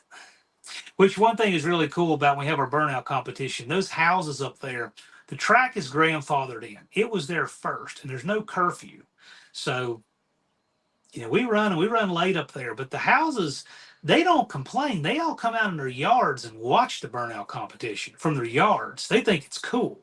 We just have to give the fire department a heads up because we'll have a column of smoke literally 100 feet high right next to the interstate. And if we don't give the minor fire department a heads up, they might get nervous. Jeremy's groupie, that's right. She was very nice. Enjoyed Jeremy's burnout run. So I took her over there to introduce her to Jeremy. Mohawk wants to do some 323s or 355s for the Scamp. You'll notice a huge difference. And with as much tire as you run on that thing, you run a 31-inch tire. You could even go a 391 if you wanted, probably. The Sykeston side chick, yes, Lars, that's correct. Blake, you're in here. Make sure you let Jeremy know that his groupie was here looking for him. I don't know, J-Bo. I just know that she was very enthusiastic and enjoyed Jeremy's performance in the burnout pit, as did all of us. She may have been one of the ones cheering for him. I got to tell you, when we were looking for fan applause or viewer applause to help determine, the winner in the burnout pit. And I got to tell you, it was loud on the one side for Little Possum. Okay, they were loud. And you went over there to the other side. It sounded like the movie 300. Spartans, what is your profession? So it was pretty wild to watch. But that said, I don't know. I can't speak to the judges. Judges, you're in here. You can speak for yourselves. I think it probably came down to the wheel speed and the artistry. And I think experience is probably the thing that Jeremy has because he's just done so many of these. But that was great. It was great to watch him. Always puts on a show. Yeah, last year, Jeremy's burnout, I call it the one lap of America because he had a big American flag and stacks coming off the side of the dart. And he did one big lap around the burnout pit with perfect control. Went all the way around it. And as soon as he got back to where he started, the tire blew. So it was wild. Smoker and Sean's got a bounce. Hey, man, thank you. Appreciate you being here. We look forward to seeing you in 2025. It'll be here before you know it. There will be a number on this orange paper in short order. It will be here before you know it.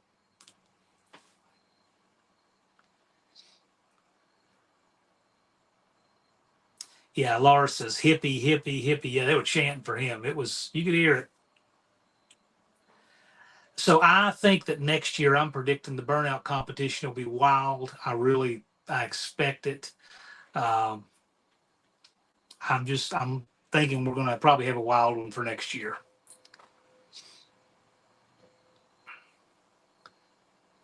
Yep. More fire extinguishers. I'm planning on making a few little things that'll make the burnout competition itself run better.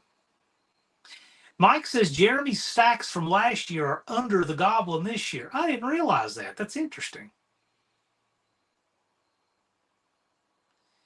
Heavens Mopar says it depends how bad you want it. That's what it boils down to. Well, there's a lot of it, yeah. Danny Boyd would rather see a car drifting than just smoke. Hey, there's different kinds of burnouts, and we've seen some really good stationary burnouts. The thing about stationary burnouts is because they're stationary and you have all the light and the column of smoke, the pictures are really good from the stationary burnouts if the wind is right. You typically get good photos from that. Dizzy says he met the adventures of Allie and Clint last year. Yeah, that Clint came out this year. He was running. Allie was out of town. But they were here this year. Yep, saw Clint there. They have 146,000 subscribers. Yes, they do. Clint's a good dude. He was in the bracket, got a little 7-second S10 that he runs named Django. And man, that guy he is one happy, loving life kind of guy. Unfinished Project estimates that it's 51 Saturdays until the No Name Nationals in 2025. Is it too early to be saying that? I don't think so.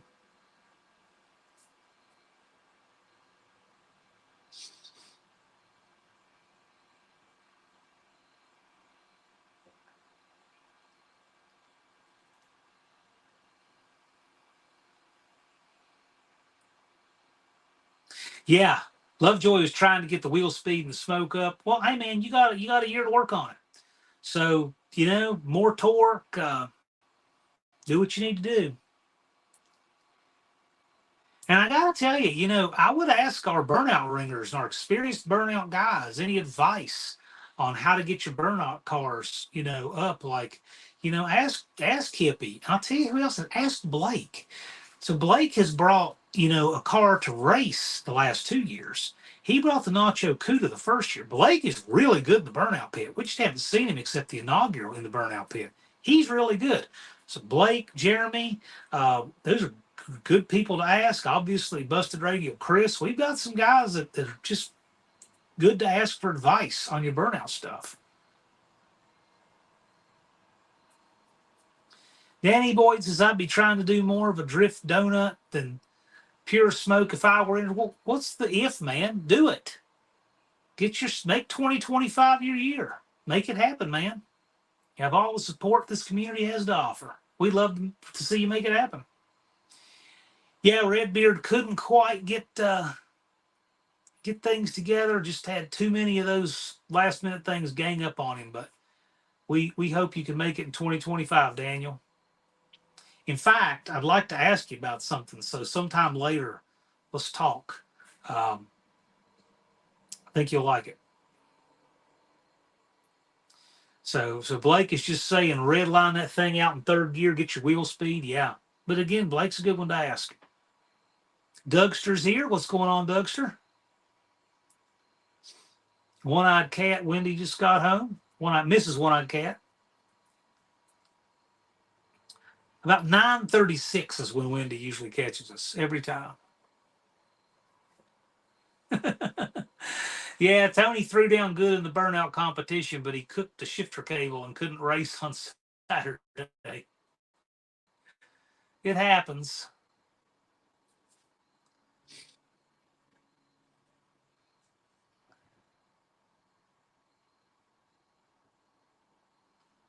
Blake's been sick for days. We'll help you get better quickly. Dougster, yeah, you have appendicitis. What did you have, Dougster? I know you were in the hospital.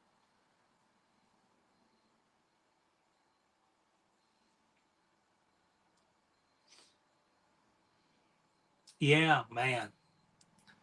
Yeah, that's what I heard. I heard that you were in for that. So glad you're recovering well. Well, you know what, man? If you're gonna have it, at least it waited until right after No Name Nationals. But we're glad you're all taken care of and on the mend. And hope to see you back next year.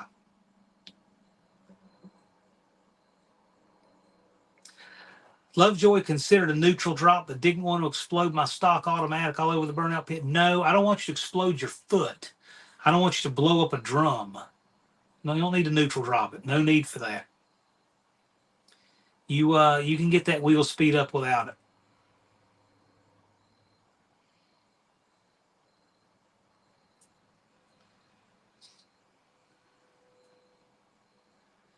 I'm not sure what you mean by that, Scott.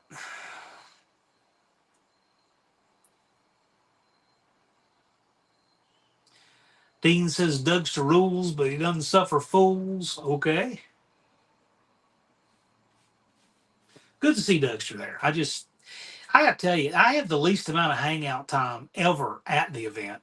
It's just, I'm covered up. I we had some different challenges getting things to go smoothly this year from last.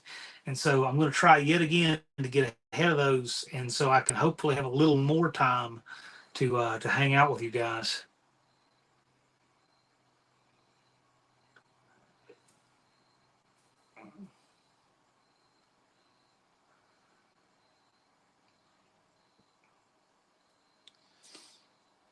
Yeah, One Eyed Cat was looking for Dean. We hope Dean can make it. Maybe next year. It's a long trip for him, but we hope he can make it. Yeah, if you haven't seen the license plate that JB had on the front of his trash truck, it's a custom one from something something garage. JB put a video out on that. I saw that today.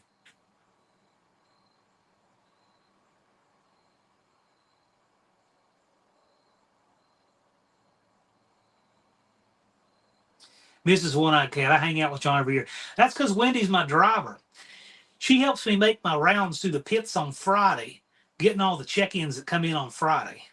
So yeah, I actually get to hang out more with Wendy than probably anybody because of that. She was a huge help to me.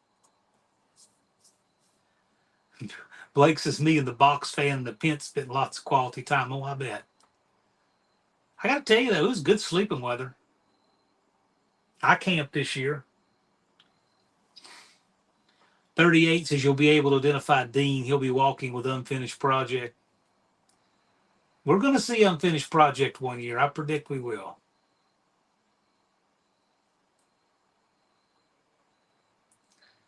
And Wendy has AC. Yeah, I try to keep from burning myself down, early in the event because there's a lot to do. There's a lot to do over the course of that event, a lot. So I try not to overdo it on Thursday or Friday for sure. Saturday, doesn't matter. But Thursday, Friday, I just can't afford to get all heat exhausted and feet killing me too bad. So, and it helped. It helped a lot. Um, there was definitely more left of me Sunday this year than most years, so that was a huge help.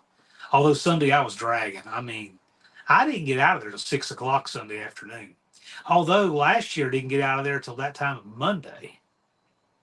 Again, huge thanks to Possum. Without him, I had to get all the sand barrels last year myself and light plants. They sure didn't have to do that. That was a big help to me. Danny Boy says, I'll show up and tell everyone that I am Unfinished Project. That will not work. Because even though I've never actually seen a photo of Unfinished Project, I still could identify him. He's got distinctive hands. You would recognize him from that, I think.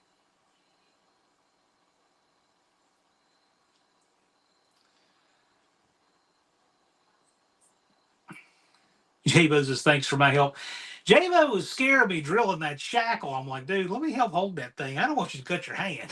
Those guys were just, they were drilling, yeah. So I was just a big old counterweight, big paperweight to hold down the shackle for J-Bo to drill.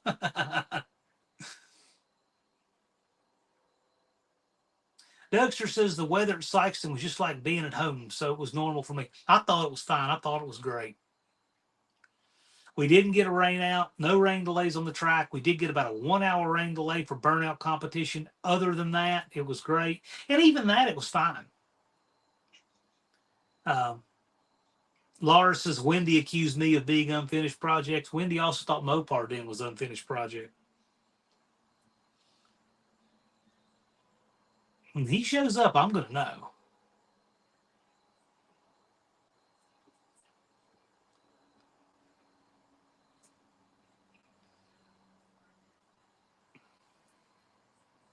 Unfinished projects as I am, Lars.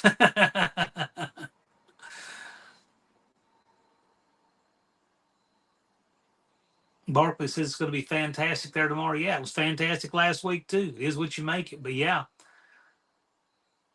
for those of you that are regional to the drag strip at Sykeston, the Skelton Raceway, go out and go race those guys other times a year.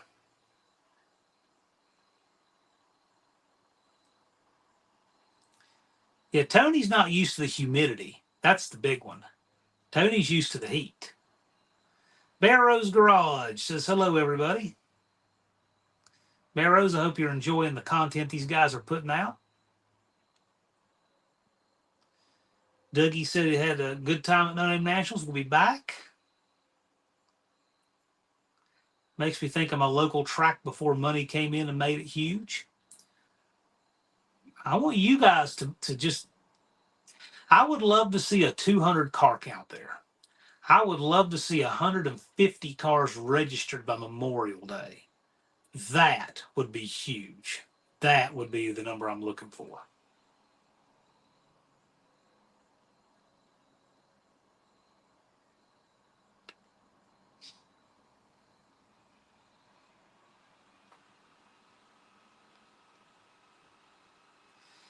Unfinished Project puts up the links to Dougster Wolverine Garage. He's at 224 subs. Dougster, you're a perfect fit for the No Name 500. Go ahead and turn it on. See if you can get your subs. Race next year. We'd like to see it. Got a lot of No Name 500 folks in the chat here. But Dougster, whether that truck is ready or not, just come bracket your daily next year. What was the car count? I don't even know yet. I haven't done the accounting for the event. I will say that we were probably within about 5 on pre-registrations this year from last on Thursday. And then we had several roll up and register on Friday. So it's about the same. It's north of 100, just a little over 100. It has been all 3 years. Barkley, we're advertising right here, these YouTube folks. Locals, come watch, come see what we do, but we want more and more folks from all around YouTube to get their channels together and come on and jump in the No Name 500 and get to meet all these folks, make it to the event. Yeah, it was over 100. I don't know exactly what it was, but we'll get there. We'll get there. We actually had a lot of breakage gremlins and things like that, and life things happen. And I predict that this year, even though turnout was about the same, I think it's a little pinned back and it will have a bump next year for that reason. That's kind of what I'm anticipating.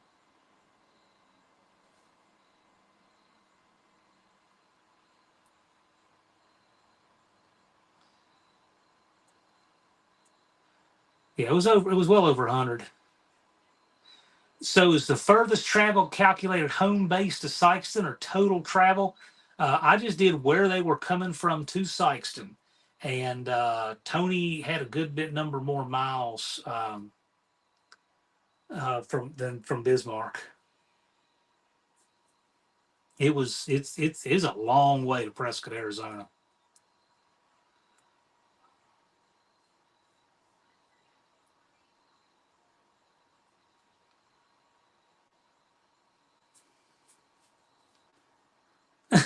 Junkyard D. I think I'll pick up Scott next year to push Tony out. Well, but next year we might have some Canadians back. We usually have some Canadians. And even then, some places in Canada aren't as far as where Tony came from. We'll just see. We'll see what happens next year.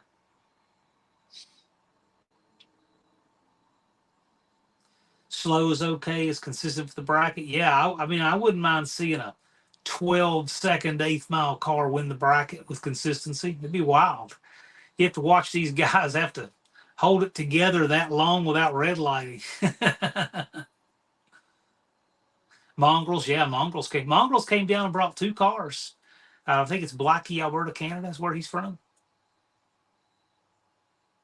I know it's a huge commitment and travel to come down from Canada to the No Name Nationals, but we have Canadians come out.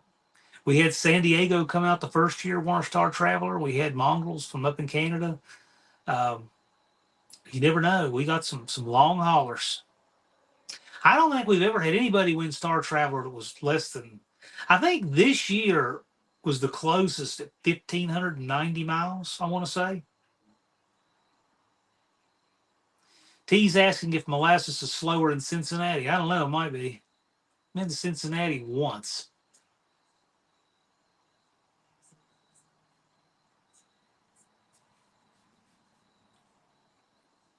Junkyard D, I give him huge credit. That guy throws down, comes from the other side of the world, in Bismarck there. Great attitude. Those guys those are great. I tell you, I really like Junkyard D. He has embraced this thing, came through the No Name 500. He is good people. A lot of you guys are, but I'll tell you, you really think about it when you look at the distances they come from. It's really something.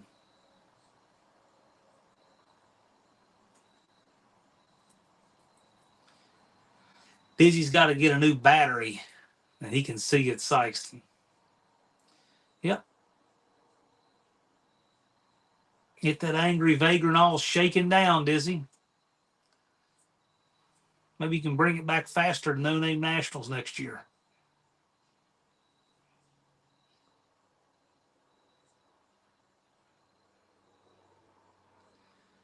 JYD is a steady cameraman. Yeah, he makes good content. He in general, he makes good content.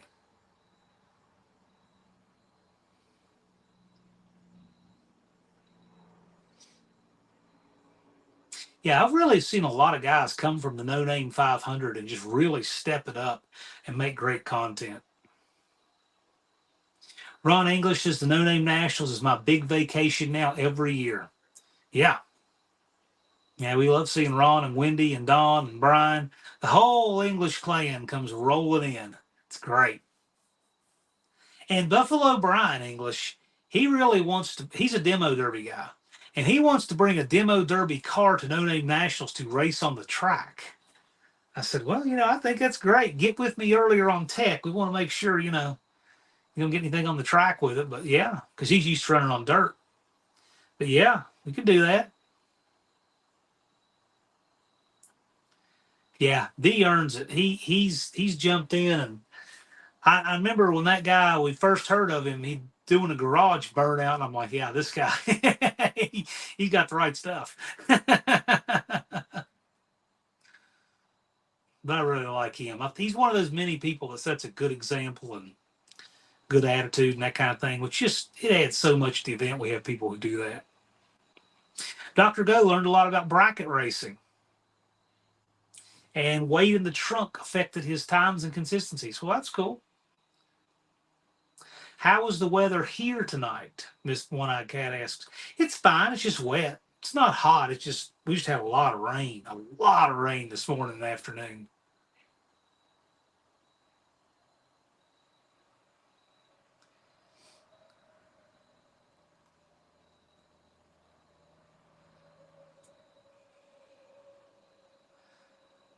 Danny Boyd says he'd jump at the chance to drive in a demo derby. Yeah. The thing about demo derbies now, the cars are all the demolition is done in the creation of those cars, where they crease all the metal and all of that. There's just nothing. There's no demolition actually happens on the track anymore. Connor's learned a lot about drag racing, period. Yeah.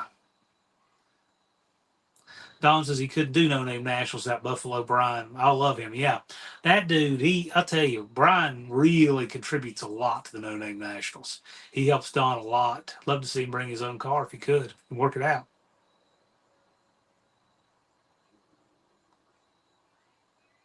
Junkyard D is a trooper. Yes, he is.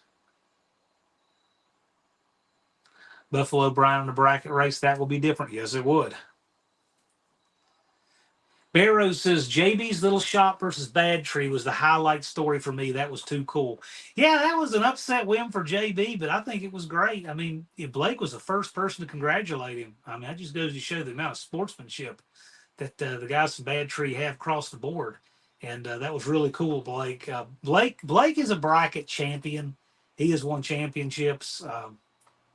So, but they got to get that car sorted out. That was the first time he'd ever had it on the track. They will get it sorted out. I can see Bad Tree Blake being a threat to win the bracket in 2025. They'll have that car sorted out, figured out. But I'm telling you what, not taking a thing away from JB. He was there. He threw all in, and he earned that one, and we're glad for him. All right, you guys, y'all have a great weekend. Dougster's got to run. Danny Boyd. Yeah, we're winding down. We got a few minutes left here. So a reminder, Tony's Hot Rod Garage is going to be live here in about 6.5 minutes. You can head over there. He can show you, if you did not see the shirt, the Fame Money Community shirt for No Name Nationals 2024 that we made for the event. You can see it on his live. I'm sure he'll have one to show you because he has exactly one of those 24. Bad Tree says JB is a lumberjack. He sure was that day, wasn't he?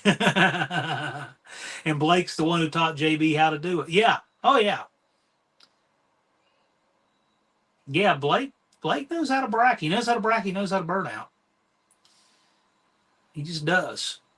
I remember the first year some people were watching, get a little nervous about some of the people drifting in the pit and asked me if it made me nervous. I'm like, no, it just depends who it is.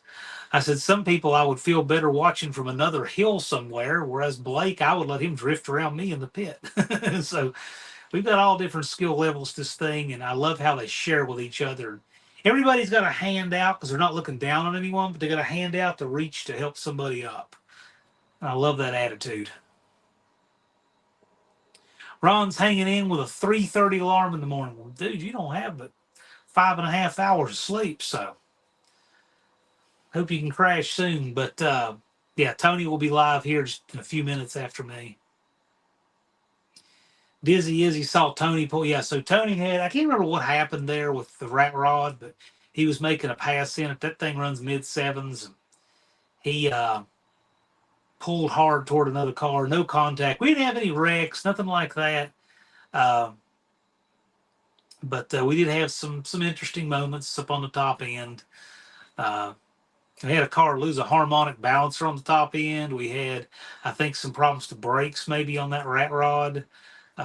Just strange, miscellaneous things. But and that rat rod's new. I mean, it's a fresh build. It's good stuff, disc brake fronted and everything. But yeah, there's just little things happen. But anyway, we were proactive on tech, and you guys were proactive on getting your cars together. So no problems.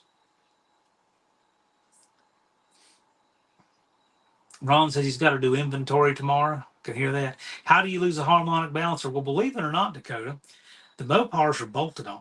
But other makes, they just press them on. Tony says the Rat's getting a whole new front end for next year. Okay. I mean, it's a really well built car. If you, I got to tell you that Rat, I'm sure, was probably in the hunt for the best engineered award this year. I wouldn't have been surprised. That's a really nice vehicle. I mean, it's a rat rod to look at it, but when you actually look at the construction quality, it's a really nice piece.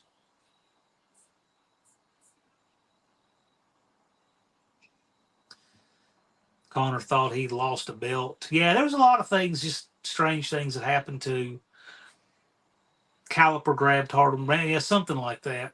And that pass was 760, 762 with problems. That rat rod's quicker still. You get that rat rod ironed out. I mean, who knows that thing will run. Bolt brakes, balancer warbles to crank. Yeah, I can see that. Well, I don't know. It just it's there was some kind of a problem like that, but the main thing is everybody's safe, and you know, we were as proactive on tech as we could be for catch things, but there's always going to be stuff happens anyway, and um, well, I'm really proud of the way you guys, you know, answered the call for tech and to keep as many problems happening as possible, and you did. Yes, rat rod is very cool.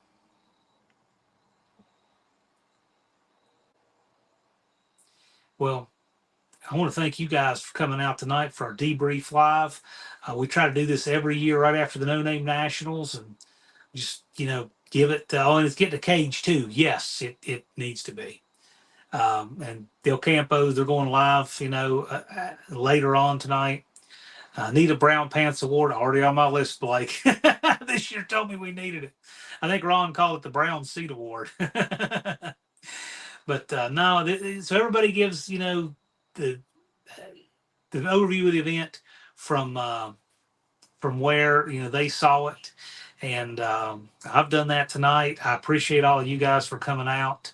It's been great. I wouldn't trade it for anything, but I appreciate you all. This is kind of like an off season for us, so I'll be live every Friday. I continue to go live on Fridays, and we'll do it about different things, different topics.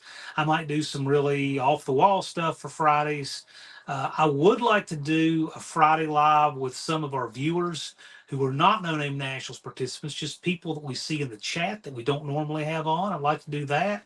And we'll do some different stuff. But I'm telling you, before you know it, it will be the last Friday of the live, last Friday of the year, and we'll be announcing the 2025 No Name Nationals.